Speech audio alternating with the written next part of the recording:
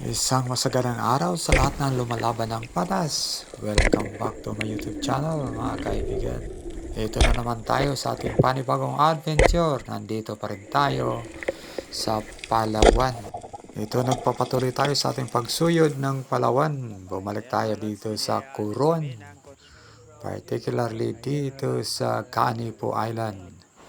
With Joy Adventure Anthony Rabanal.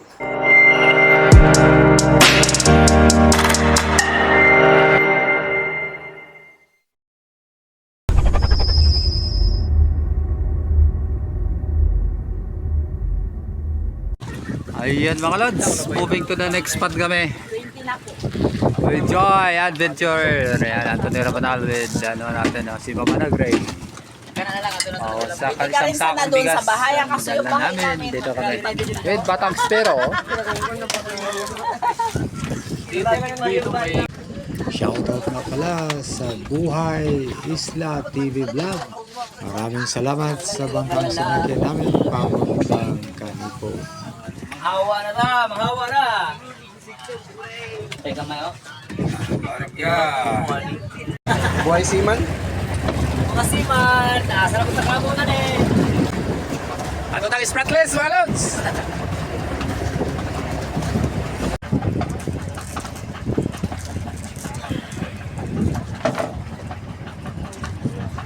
Ayan guys, finally dito na tayo sa Canipo Island. Yan, si Christian Batang Spiro.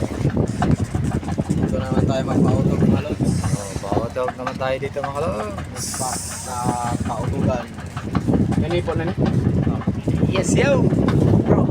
At ito yung bahay ni Chairman. Dito ang ating HQ. Ayan, mga tropa natin naghahanda na sa mga gamit.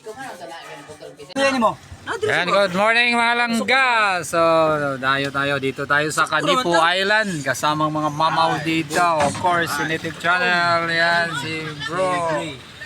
Yan, Tony Ramal. Yan, Joy Adventure. Si Batang Spiro. Coach Ali. Si Mama Nagray. Yan ang ating sweeper ngayon. Oh. So, antabayanan kung ano ang mahuhuli namin. Kung ano ang nakalaan para sa amin. Palit na lang James.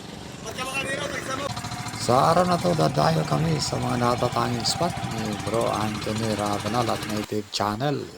And finally, makalipas ng halos isang oras, nandito na kami sa spot. Napakalinaw ang tubig. Ayan. So, ang body ko ngayon ay si Bro Christian Corpus or ang Batang Spiro ng Bohol. Let's go! Matapos na tayo makapag-warm up at ito ang ating first fish of the day. Ayan, hinihintay na natin na makalapit tayo. Maamo naman, isang coral trout ang target natin mga lods. Good size na rin ito. Ayan, gamit ating 160 carbon railgun rope allen sa pool mga lods.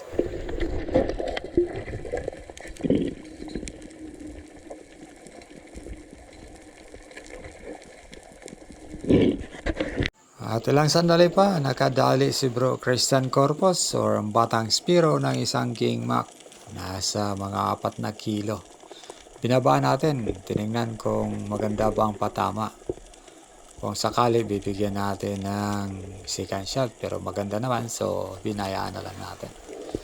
Ayan o. Napakaganda ang buhay na mano ni Bro Christian Corpus. At ilang sandali pa narinig natin si Bro Christian na may King Mac daw, kaya binabaan ko agad at ito. Sinundan natin, tenera, kaya lang medyo sablay tayo. Daplis ang tama nito mga lods. At ito, muli na namang nakadali si Bro Christian ng isang King Mac. Medyo malaki na ito mga lods, kaya binigyan natin ng secure shot para sigurado ang pang-allowance ni Langga. Congrats sa iyo, Bro Christian Corpus Batang Spiro, ang tirador ng King Mac.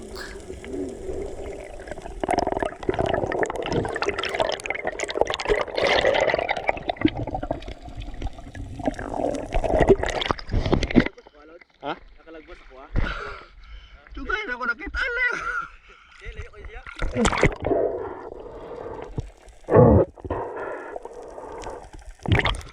Okay kayo condition. Abi, nagwak ka nagpas. Ugulan.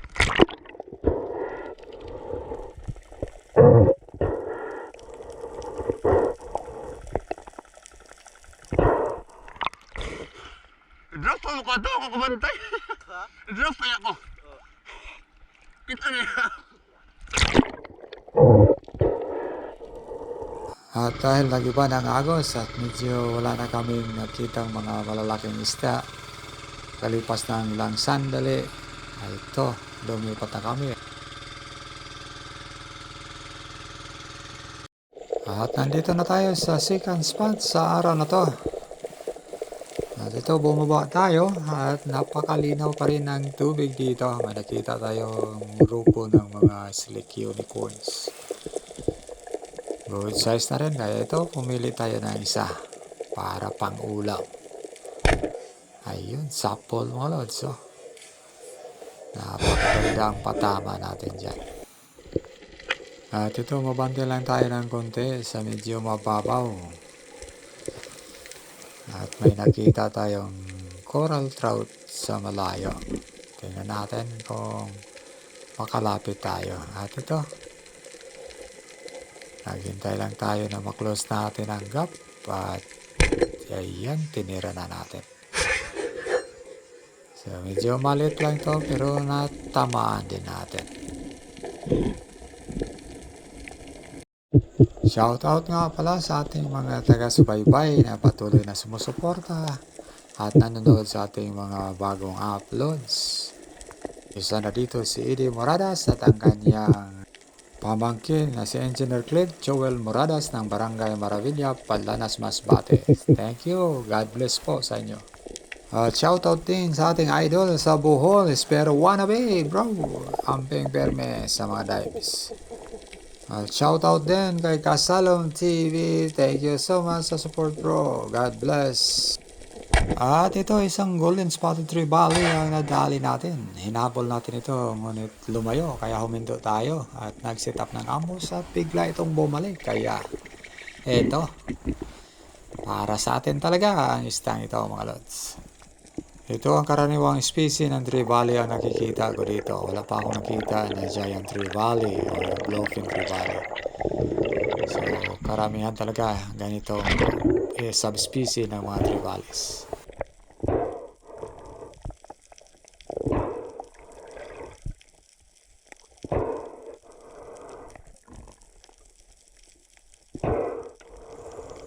Ayan, close up natin ang ating huli. Napakagandang isda ito, mga lods. Ayan, magandang patama natin dyan. Muli na naman tayong bumaba at isang magandang target ang nakita natin. Isang coral trout. Ayan, nakatunga ka lang. Sapol na naman, mga lods.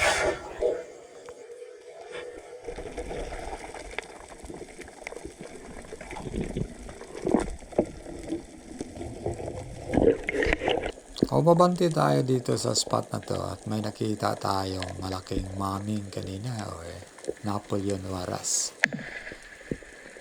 Kaya lang na-delete natin ang video. At ito, may nakita pala tayong isang Harlequin Sweet Lips. Kaya yan ang ating target ngayon. Nandyan sa butas. Inaantay na lang natin na lumabas ito. Ayan o. Lumabas ka rin. Kaya ito, gitik mga sapol na naman.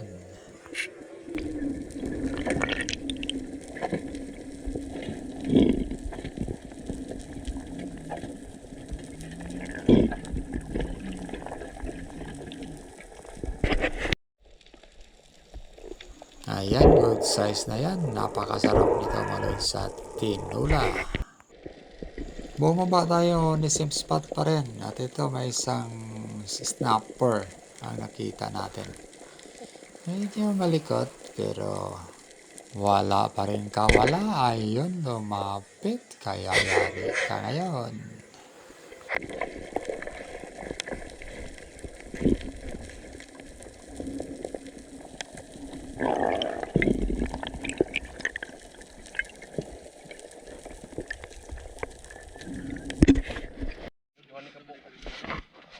Tara mga lods, nakadagino tag gamay at Rivali.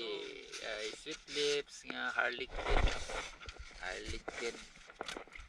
Yan, snapper nga gamay. Oh, snapper nya natay coral trout. Coral trout.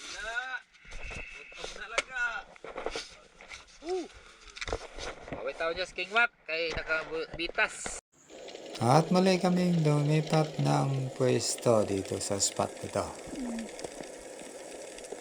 Isa itong spot na kung saan dito nasawi ang dalawang mga espiro dito sa Kanipo. Sina Katangay Jack at Katangay Kulot. So dun sa medyo malalim na bahagi. So mayroon naman tayo nahuli dito, ngunit maliliit lang. Wala na tayong nakuha ng video. Sa iba pang mga nahuli natin, nalilit natin yung iba. Si Bro Batang Spiro, Christian Corpus, may nahuli siya. Malaking dugtod tuna doon sa kabila. Bahagi pa rin sa area na to. At dito na kami nagpagabi. Mga lods, dito lang kami sa bangka matutulog. Para baga kami bukas. Ayaw nga dyan. Dito ko gusto sa Yan, loob. Ay, Sa gilid. Ay, trapal naman tayo. Ayan, good morning mga lods. Good morning, mga lods. Ready na. Ayan, si Coach Alexis. Yan. Morning. Choy Adventure. Good morning mga langga. Yes. Alibatang hindi pa ba? Nagsunod siya ilang pa. Ah, ito ba? Bago lang nagbawas.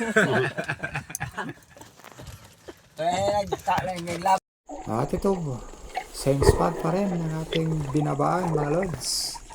May nakita tayong target doon sa baba kaya nag-load agad tayo. Sana makabutan natin.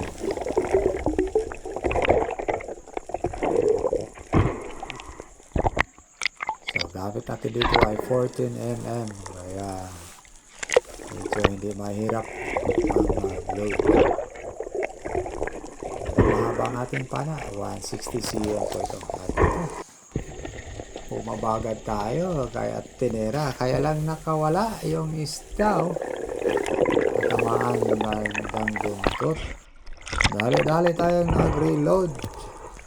At sinundan ang takbo kasi medyo mahina ang takbo ng isda.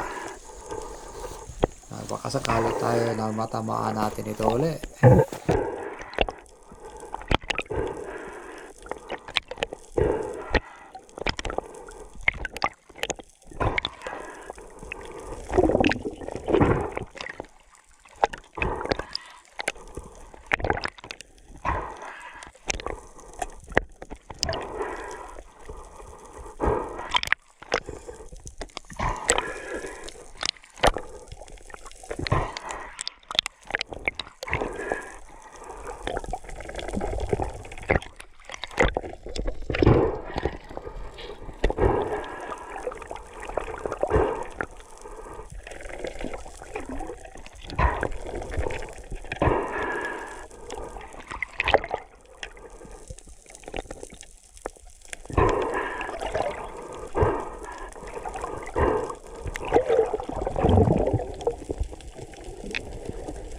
At ito, bumaba tayo agad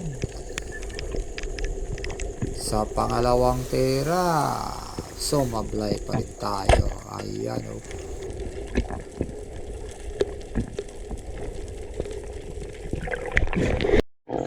At ito, nakahuli tayo ng isang maliit na dugtod tuna. Hindi natin nakakuha ng video ang actual na pagpilihan nito. At ito ang ating inulam sa agahan.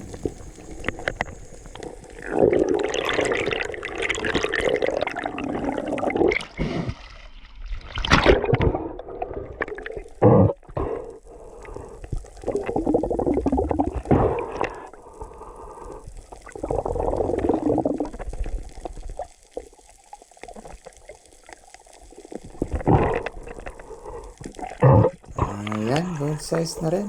At hindi talaga ito kalakihan. Pero masarap na to. Muli na naman tayong bumaba. Dito lang sa mababaw na bahagi. May nakita tayo mga golden retrievals. golden spotted tree valleys or kawayanon. Ayan, 3 piraso. Ayan, sinundan natin. Pinili natin ang malaki sa grupo.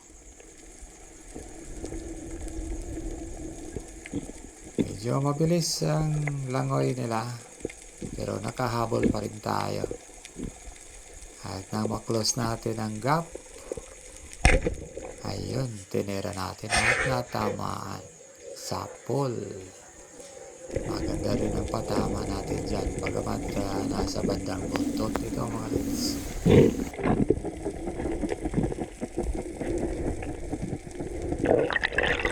At ito na-secure na natin ang ating second fish of the day. At mali tayong bumaba dito. Nasa mga 15 meters lang ang spot na to. Mababaw lang. At nag-set up tayo ng ambush. At biglang may nakita tayong isang magandang target. Isang malaking barracuda. Ayan o, sapol. Spine shot yan mga lods. Ito ang pinakamalaki na nahuli natin sa trip na to mga lods. Isang barracuda. Big Eye Barracuda. At ito na-secure na natin. So nasa mga 5 kilos yata ang stand to.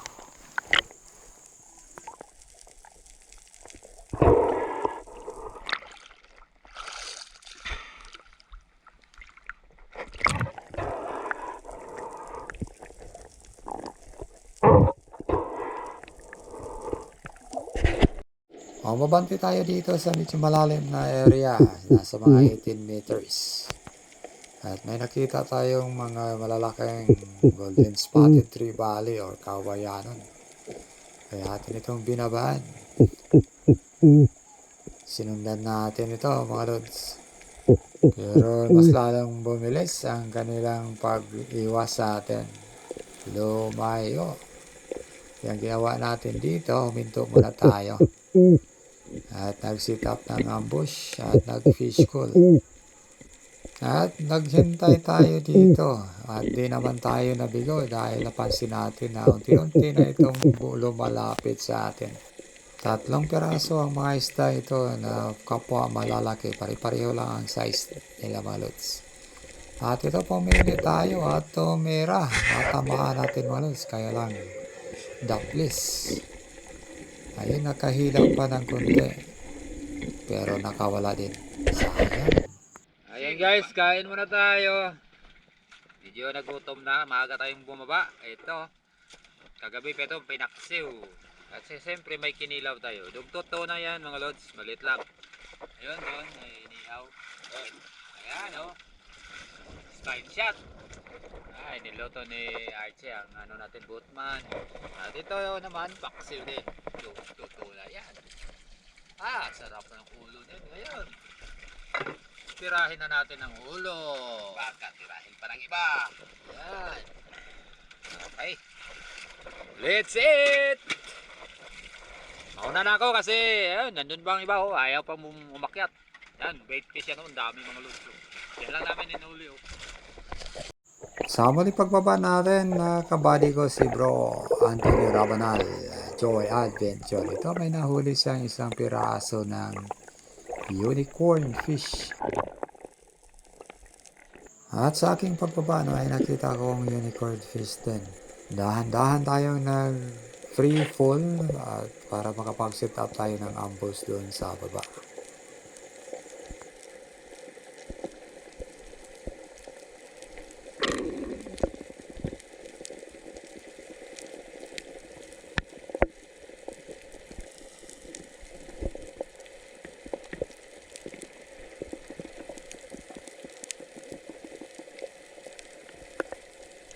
At ito, gamit na natin ang ating invert ruler na 140. Ayun, sa lots. Yan ang unang tira natin dito. Gamit na natin invert ruler.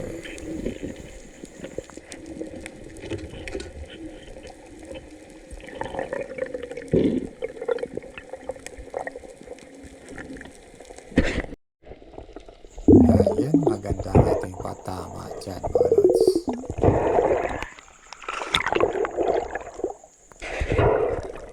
Muli kaming lumipat ng spot sa tabi ng isla. At ito makikita tayong isang maamong pawikan. Napakatagal na itong umalis. No? Parang curious siya habang tayo ay nag-sit up at nag-reload sa ating pana. Ayan, napakalaki niyan mga lods.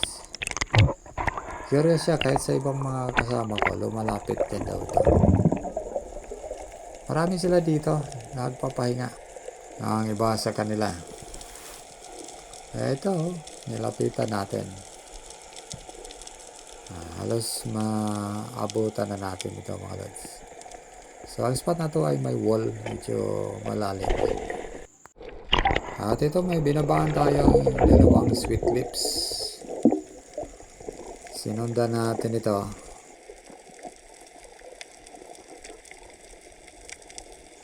Lumayo ito sa atin at ating sinundan. At dumaan pa ito sa isang pawikan. Kaya hindi muna natin ito tinira. At nang makakuha tayo ng magandang range, ayan tinira natin. Pero medyo minalas na naman, nakawala. At ito muli tayong bumaba. May isa na namang magandang isda ang nakita natin. Isang hampak unicorn na malaki. Ayan, sapol mga lods. Ayan o. Dahil napakamura lang ang isdang ito dito, pang ulam ang bagsak nito. Ito ay actually dinaing ni Chairman. So napakasarap nito sa daing mga lods. Isang hampak unicorn. Parang kuba ito mga lods. May sa ukol sa likod. Kaya tinatawag itong hampak unicorn. Ayan o. May hampak sa likod nito. Wala. Bugay ka dito sa plate. Mangulay namin mga lods. Suba na nagpautog. Diba? Tangin ni Spero. Mangulay namin. Suba na. Di na napaputog. Ay, kapila. Kaya tugan. Bugay ka dito. Dapat sila balik-balik yun. At ito nakauwi na kami ng ligtas. Maraming salamat sa may kapal sa mga biyaya na nasa sa Ayan. Ating mga huli. Langga. Pang-allowance. Yan, nahuli ko yan. Barracuda. Yes. Karang adlaw bro? Binantayan ko yan kanina eh. Daghan bro. Sulo lang. Sulo. May pangatlong banyera pa eh. Ayan mga lods, binayaan din kami ng konti. Ayan oh. Ito yan, dalawang banyera lang. Ay, so yan ang ating huli sa 2 araw na pagsisid. Siyempre kasama si Master Patang Spiro. Kahapon lang yan, ngayon wala kami huli. Woohoo!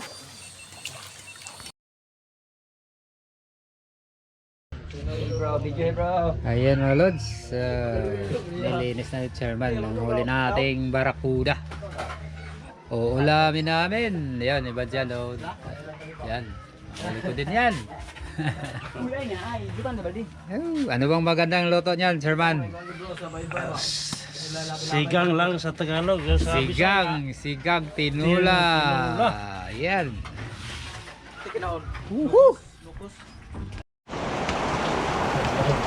Ito, sinigang mga lods. Kapatid niya na bro. Ano na ka pa? Bang mo na tinimbang na yung account dahil na siya. Let's eat.